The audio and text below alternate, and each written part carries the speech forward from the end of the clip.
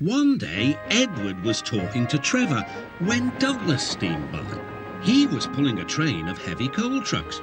"Come on, Edward. Stop gossiping in the sun when there's work to be done." Later, Edward spoke to Douglas. "Trevor and I are old friends, and you and he have a lot in common too." "Och, aye," quizzed Douglas. "And what'd that be?" "Scrap," said Edward quietly. Douglas gasped. "Don't mention that word. It makes my wheels wobble." "It does the same to Trevor," replied Edward. "He was being sent to the scrapyard, but the vicar and I saved him, and now he's really useful again. Even so, the Fat Controller certainly does need another steam engine here." "Aye, and quickly," sighed Douglas. That night, Douglas was still working. He had taken the midnight goods train to a station at a faraway part of the island where only the diesels work.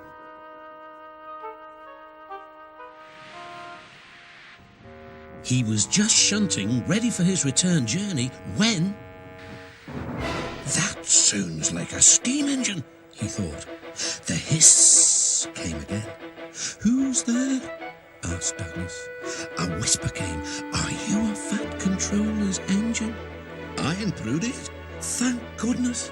I'm Oliver, and I'm with my brake van towed. We've run out of coal and have no more steam." "But what are you doing?" "Escaping." "From what?" "Scrap." Douglas shivered. Then he remembered Edward's story about saving Trevor. "I'll be glad to help you," he said. "It'll have to look as if you're ready for scrap, and I'm taking you away." The drivers and firemen agreed to help too. Everyone worked fast. "Need time to turn around," panted Douglas. "I'll run tender first. Come on."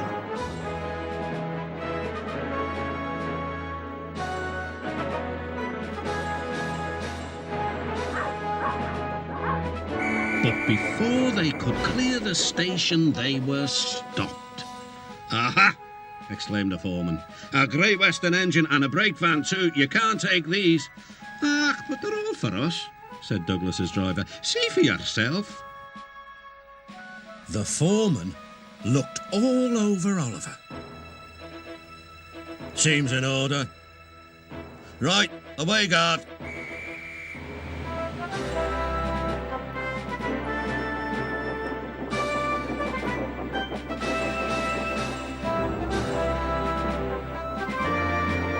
"That was a neat thing," puffed Douglas. "We've had worse," smiled Oliver. And they forged ahead.